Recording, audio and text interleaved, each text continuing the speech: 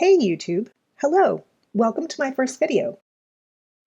Admittedly, I really wanted my first video to be about this, calamity ware, but realized almost immediately that in order to talk about calamity ware, I'd have to first talk about willow ware and probably Orientalism and chinoiserie.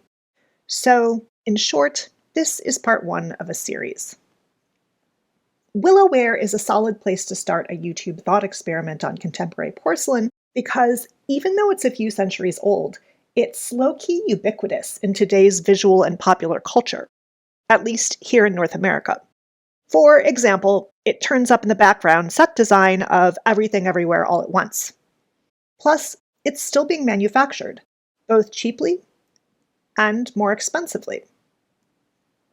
I'm personally interested in contemporary art that explicitly plays with old visual models to engage today's social landscape. So willow ware offers a foundational starting point.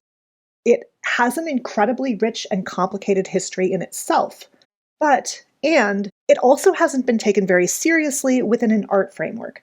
For example, as of final scripting this video in 2024, the Khan Academy's Smart History Industrial Complex doesn't have an entry on willow ware. And most of the sources that I've relied on for this video are not by art historians, but by economic historians or American studies specialists, or comp lit folks. So I'm here to challenge this artistic omission and invite willow ware into the art historical canon. The first video will be about the design itself. I'll describe how it came into being and some of its iconography, meaning the symbolism tied to the image. And I'll describe how it's related to the Chinese blue and white porcelain that it visually responded to. In future videos, I will look at some of the social contexts surrounding willow ware's creation and consider some of its shadow sides. Because, like most things, willow ware contains multitudes, including some hidden grim elements that contribute to its complexity. I'll argue that willow ware carries with it a patina of the past, or maybe an aura. It bears the specter of its own complicated history, even when purchased brand new.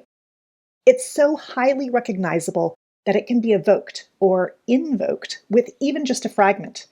Its pattern implicitly links it with a centuries-long history, one that may be overlaid with our personal history, our own memories of it that get called up when we encounter it.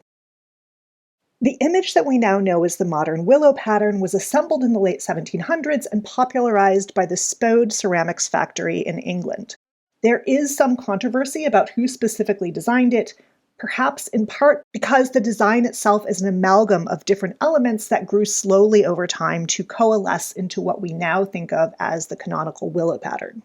Current willow patterns might differ in tiny detail, but they include 8 key elements. And here, for the sake of illustration, I'm showing 3 recently manufactured examples. One marketed under the Johnson Brothers label, another by Spode, and a third by Churchill. They all 3 have a large manor house in the middle distance, with a willow tree in front of it, a zigzag fence in the foreground, a footbridge with 3 little figures on it at left, a ship out at sea, and a distant land in the upper left. Finally, of course, 2 birds circling above. A question might remain. How many of these are truly necessary to make a design count as a willow pattern? Clearly, these 3 manufacturers have embraced designs so closely resembling each other that one has to look pretty closely to identify differences. For example, the Spode version footbridge has more prominent stones. The willow tree branches are more spindly, and the birds are smaller than the others. Really, the keenest difference actually seems to be the blue glaze, not any specific design element. The question, which of these elements is necessary to make the design recognizable as the willow pattern, remains open, and it will come up again implicitly in looking at all of the different blue willow spin-offs. But for now, a quick and dirty explanation of how this design came to market in the first place. And for that, we need to rewind about 500 years. Blue and white Chinese porcelain started to be exported into Europe in large quantities starting in the 1500s. At first, it was an ultra-elite commodity, but then as more and more flooded into the market, prices dropped, and by the 17th century, it became more broadly available. For example, it turned up a lot in Dutch still life paintings, like this one. In order to maintain a worldwide monopoly on porcelain, China closely guarded the secret to making it.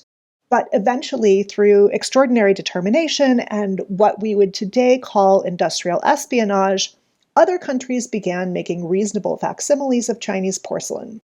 In Europe, after a few startup efforts across the continent, like Medici soft paste porcelain and Delft earthenware, a hard paste porcelain was invented in Meissen. And eventually, in the 18th century, an English porcelain industry opened up in Staffordshire.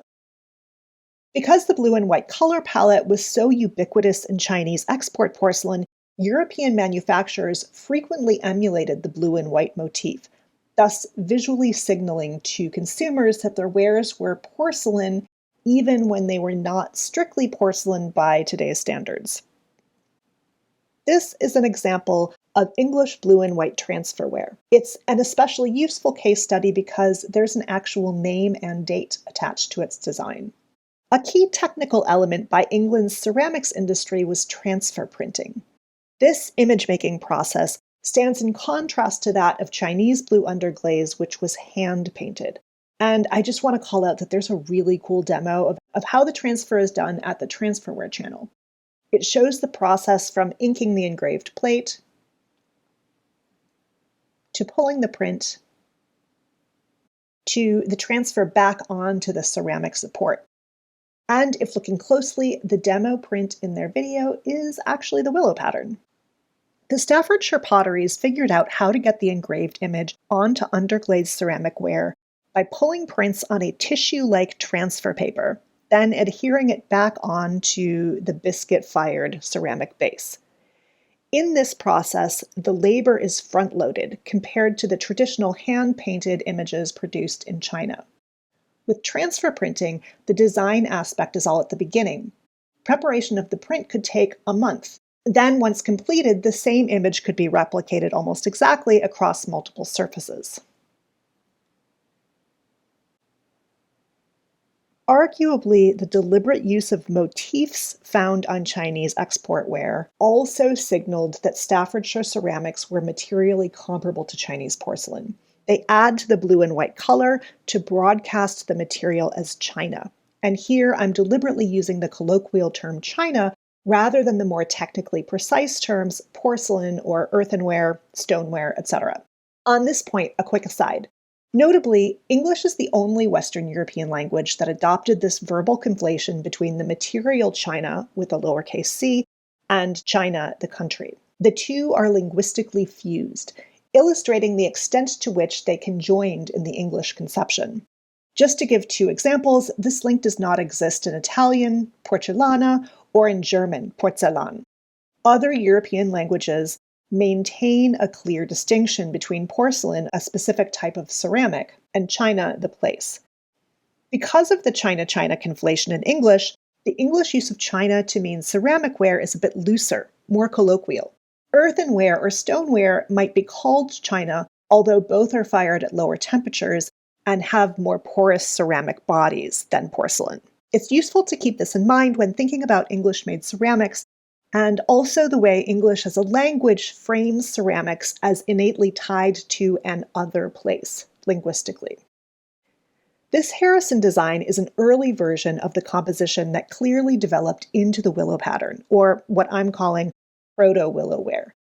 As I hinted earlier, most designers who worked for Staffordshire potteries were never credited individually for their work. Their designs remain the property of the manufacturer. They might change employers and take their skill with them, and poaching designers from one pottery to another was pretty common. This is why it's so difficult to ascertain who actually designed the first version of the standard willow pattern. Most of the elements that eventually came into the modern willow pattern are already here. 3 people and a little bridge, though obviously not together. Central manor building. Fence. willow tree, boat,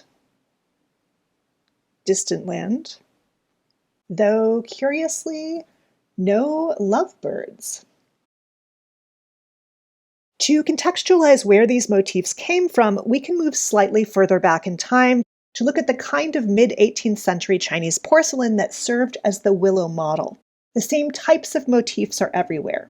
These two little examples are dated to about 10 years before the proto-design. Each show a loosely Shanshui motif, as it is known in Chinese. Shanshui imagery is extremely common in traditional Chinese painting. In fact, it's canonically considered the highest genre of Chinese painting. This Guo Xi example is from a much earlier period, but I chose it because it's one of the most famous masterpieces in the traditional Chinese art canon. Shanshui is translated into English as simply landscape, but it literally means mountain and water. Those are the two key components of the traditional Shanshui scene. Artistically, these paintings serve as an imaginary space for the viewer to contemplate and mentally wander within.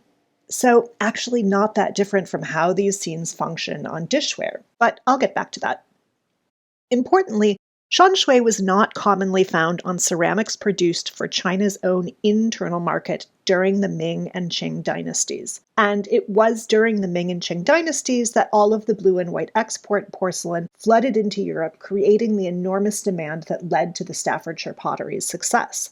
So, to the point, these elaborate landscape scenes done on porcelain were created in China more for the foreign market and less for the domestic one.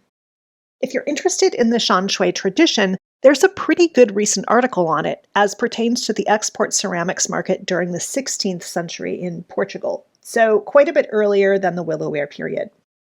But it really delves into the philosophy behind traditional Chinese landscape painting, and even a bit of the symbolism. In particular, the authors pay a lot of attention to the significance of the open space. I've paraphrased a couple of their evocative passages. Water is portrayed by a porcelain base with a few irregular light blue specks, emphasizing the vastness of the vacuum. Vacant spaces, such as water, act as perceptual breaks, permitting viewers to freely roam or travel through the vast expanse. The vastness manifests as desire for tranquility, in nostalgia that follows painful experience, in isolation that refuses our agitated reality, and in spirituality that frees emotions from these periods of disturbance. Thus, as long as these vacant spaces remain, they will seem to be awaiting our arrival. Observers become subjects of the Shanshui, filling the poetic vastness with an imaginary journey and a spiritual experience. This Kangxi-era decoration is pretty rare. It's generally atypical of Chinese export design. Also, it was created for an entirely different century than we're discussing. It was made about 100 years before the willow pattern even started being developed, dated to the reign of the Kangxi Emperor, who was the third Qing dynasty emperor. This decoration style has been dubbed Master of the Rocks, a term assigned by European collectors. It's not a Chinese term or category. This so-called Master of the Rock style is pretty abstract relative to the later 18th century landscapes, which I find especially interesting because a very abstract style of Chinese Shanshui also emerged at that time, in the chaotic political transition period between the late Ming and early Qing dynasties. Shitao is probably the most famous of the painters from that time. And I think the same abstracting approach to landscape expression can also be seen in the plate, especially in the way these heavily outlined rocky forms feel alive, really dominating the scene. Framing painted porcelain within Chinese landscape painting raises some really interesting ideas about the place of ceramic dishware in the history of canonical image making. And I think this is true both in terms of the Chinese Shanshui tradition as it could connect to the hand-painted ceramic industry, and also within the history of reproductive printmaking in Europe. Like paper, biscuit-fired ceramic is thirsty as a material. It takes ink very well. Ceramics are obviously far more durable than paper in addition to being used for dramatically different purposes, but that is really a much wider topic of discussion, so I'll leave it for now and get back to the development of the willow pattern. Looking critically, the Kangxi dish actually has a number of the same elements that ultimately turn up in the willow pattern. Land in the foreground, balanced against land in the distance, little bridge with one person on it, house in the middle, though clearly more of a hut than a temple or manor, with a tree in front of it, solitary boat, and even a couple flocks of birds in the sky. A bulk of Chinese porcelain produced for export was manufactured in Jingdezhen. Like Staffordshire in England, Jingdezhen became a manufacturing center largely due to its geographic advantages, like access to clay mines for raw materials and waterways to facilitate outgoing finished porcelain. Jingdezhen artisans have always been very commercially nimble, quick, and responsive to outside market demands. The two examples that we've been looking at, produced around the same time that the various proto-willow patterns were invented, might serve as an illustration of what sold best on the European market at the time. There's very little of that open, vast quality so prized in classical Shanshui, and there's much more emphasis on elaborate architecture than on untrammeled nature. The early Staffordshire proto-willow pattern offers a pretty similar visual density to its mid-18th century Chinese model. That intense visual density calmed down pretty quickly in favor of a more open composition in English design. Ultimately, developing the modern willow pattern constituted a cyclical relationship. When English ceramics began to pose a serious competitive threat, painters at Jingdezhen produced knockoff willow patterns in turn, like probably this example in the Peabody Essex Museum. It doesn't have a date, but the compositional structure is so much like the common willow pattern as to suggest that maybe it was made responsively. It's especially like another proto-willow pattern, the Mandarin 1, so much so that questioning which is the model and which is the replica feels purely semantic. The exchange of ideas existed on the one hand between porcelain painters in Jingdezhen and printmakers in England, but also on a local level. Fierce competition between pottery houses within Staffordshire meant that specific designers and printers were constantly poached between different businesses. Further, copyright protection didn't cover ceramic design for more than 50 years. There are dozens of examples of these willow-ish patterns, a handful of which have been cataloged at spodeceramics.com, which is an amazing resource. Looking even at this relatively small collection of Willow Family wares, it's clear to see how printmakers played around with the same sets of motifs. Moreover, because the willow pattern was classified not as an original artwork but as a composite design, even once many other ceramic print designs were eligible for copyright, like maybe Spode's Blue Italian. It's unclear whether they did copyright this, but Spode certainly maintained a long and successful monopoly on this design. Yet the modern willow pattern seemingly wasn't covered under England's Registration Act of 1842.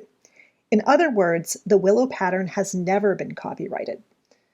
So, returning to the place where I started, Willowware China has been freely made across manufacturing plants more or less since its inception. There is a seemingly infinite amount of minutiae surrounding this topic, which I'm not going to delve into further right now, but I will mention a couple of sources to get you started on further research if you like. Also, they are all linked in the transcript. There's a recent essay by Nigel Jeffries. It's pretty concise and very well sourced. So if you want to do further reading, you can follow his notes. It's mostly available for free via Google Books or entirely so on his academia.edu page. For that, you do have to make an account, but it can be done for free. The V&A Museum has a pretty robust website and seems pretty reliable. Then, in a very different vein, for collectors or people interested in the real minutiae of stylistic differences, Willowware YouTube seems to favor Mary Frank Gaston's books, which include references even to markings on the underside. The most recent was published in 2003, so price listings are likely out of date. And obviously, the more recently produced lines won't be listed either. Interestingly, in recent years, many of the English ceramics companies have shifted production back to China, and so the cycle of back and forth continues. Gaston's 1990 edition is also available online for free through archive.org, so bonus on that. I am including a transcript with an even more robustly sourced set of references and footnotes for the truly interested, so you can look for that as well. And finally, thanks for watching. Please like and subscribe. Leave a comment to help with the finicky algorithm. This video was focused just on the design element, but the next one will look at more of the social circumstances related to its creation. It engendered a little story, shows up in art and literature, and in popular culture, as I intimated at the beginning of this video. So please stay tuned.